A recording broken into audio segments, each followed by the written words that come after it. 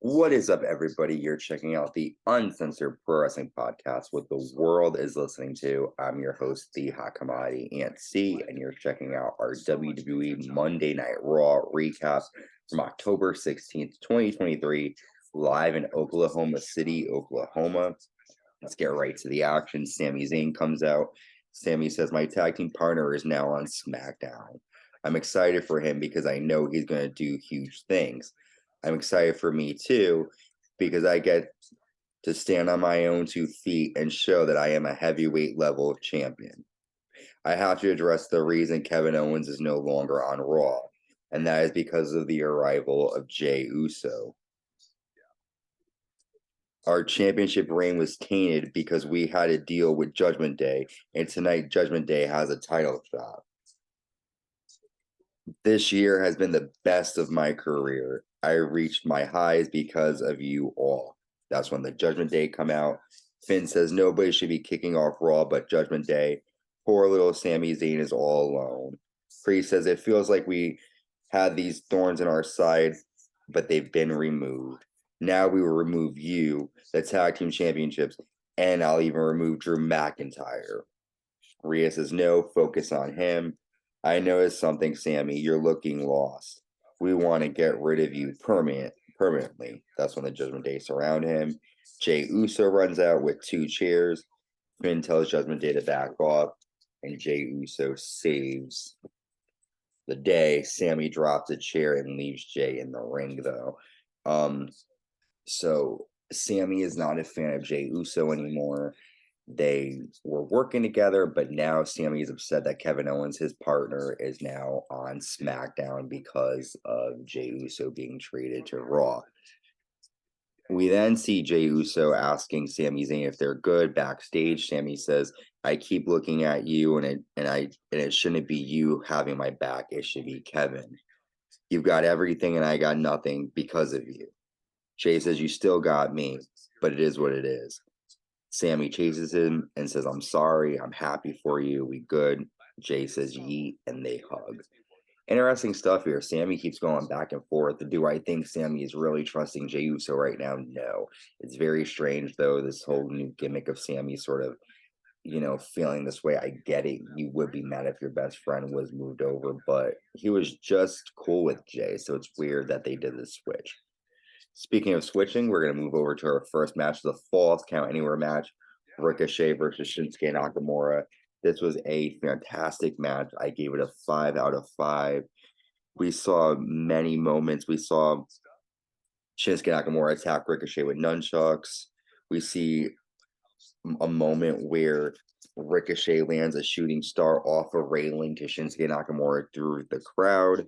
But the ending comes when Shinsuke kicks Ricochet off the top rope through a table on the floor and nails the Kinshasa. And Shinsuke Nakamura gets the win in this great Falls Count Anywhere match. I definitely recommend checking this match out. It was a great match. Ricochet looked great with all his high-flying moves, but Shinsuke Nakamura ended up getting the win, and definitely a match to check out. We see Piper Niven, one half of the women's tag team champions, with Chelsea Green taking on Natalya. And a lot of action here between these two. The end comes when Piper hits Natalya with a slam. After the match, Chelsea Green and Piper Niven attack Natty until Tegan Knox run out.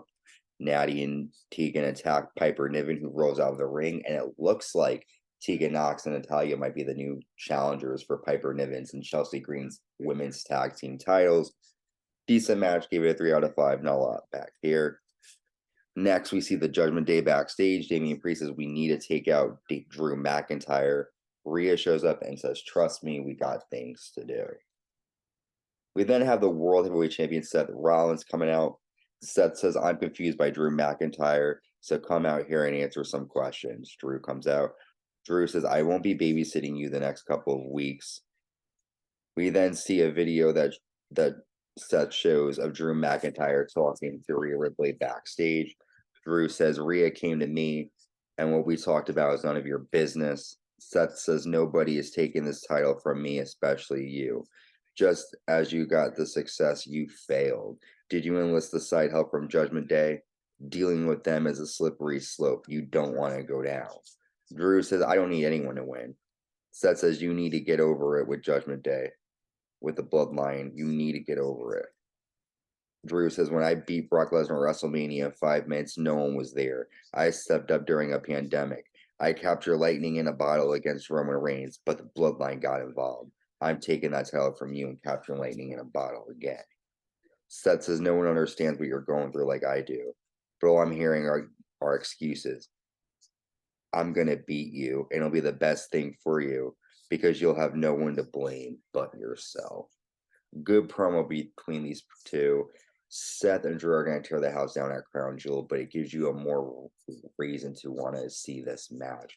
It looks like Drew might have something up his sleeve, but Seth, I don't know. Seth is calling out Drew here. Next, we're seeing Johnny Gargano taking on Ludwig Kaiser with Giovanni Vinci at his side. This is a good match, a lot of back and forth action here. The end comes when Giovanni pokes Johnny Gargano in the eyes, and then Kaiser nails a nice DDT, and he gets a 3-count victory. I give this a 4 out of 5 because Gargano looked great. So did Kaiser, but Imperium definitely having the advantage here on Raw. We see Becky Lynch and Rhea Ripley stare at each other. Becky then says Becky 2 belt as Rhea leaves. Drew McIntyre talks with Sami Zayn backstage. Drew says, since you left the bloodline, you proved yourself. But you instantly forgave Jey. And he did the opposite of what you did. Sami says, you got to get the bloodline behind you. I can't relate. Drew says, we can't relate because you've never been champion. Sami then challenges Drew McIntyre to a match next week. Damn, Drew is just making an enemy out of everyone. Next, Rhea Ripley comes out. Rhea says, everyone wants a part of Monday Night Mommy. Even Nia Jax came back to get rid of me, but it didn't happen. This is my division, and Mommy will always be on top. And now we have Rhea Ripley taking on Shayna Baszler. Back and forth action here. The end comes when Nia Jax comes out. Raquel Rodriguez and attacks Nia. Nia hits her with a headbutt. Zoey Stark then hits a cannonball to Nia Jax. Raquel attacks Zoey Stark, and then Raquel accidentally runs into the steps. Zoey kicks Rhea, and then Rhea slams Zoey into Shayna Baszler. There are 3 calls of DQ victory for Rhea. All the women brawl with Zoey Stark standing tall. At the end, Zoey Stark inserting herself in this drama with all of the women here on Raw, and Rhea Ripley's got her hands full, definitely here. Next, we see Becky Lynch backstage. She meets Jade Cargill. Becky tells her to get in line. Jane laughs and says, is she for real? And then Adam Pearce welcomes Jade Cargill to Raw. Definitely great to see Jade. She looks great. I'm excited to see her fight the female competitors in WWE. Next, we have the Intercontinental Championship on the line. The champion Gunther defending against Bronson Reed. This is a great match. I gave it a 5 out of 5. Non-stop back and forth action. The end comes after Bronson misses the tsunami. He gets hit with a flying splash by Gunther, and then Gunther ends up nailing a power bomb to retain the title. Great match here from these two behemoths of men, and I'm excited to see them clash again. Next, we find out that Rhea Ripley will be defending her title in a fatal 5-way at Crown Jewel. That's exciting news. We see Jinder Mahal confront Raw General Manager Adam Pearce wanting to talk to him. And then we are at our main event here tonight, the Undisputed Tag Team titles. The champions Cody Rhodes and Jey Uso defending against the Judgment Day's Finn Balor and Damian Priest. Dominic Mysterio gets involved as Sami Zayn attacks him, but Damian Priest slams Sami Zayn into the ring steps. And then the end comes after Damian hits a low blow to Cody Rhodes on the floor and nails a razor's edge to Cody through the announce table. Jey Uso hits a spear and then the spear to Priest, but then Jimmy Uso comes out and super kicks his brother Jey, allowing Finn Balor to nail the coup de grace. And the Judgment Day are new WWE Tag Team Champions, thanks to the help from Jimmy Uso. And Cody Rhodes and Jey are not going to be happy about this. Raw ends with the Judgment Day on top again, and I don't know who's going to stop them.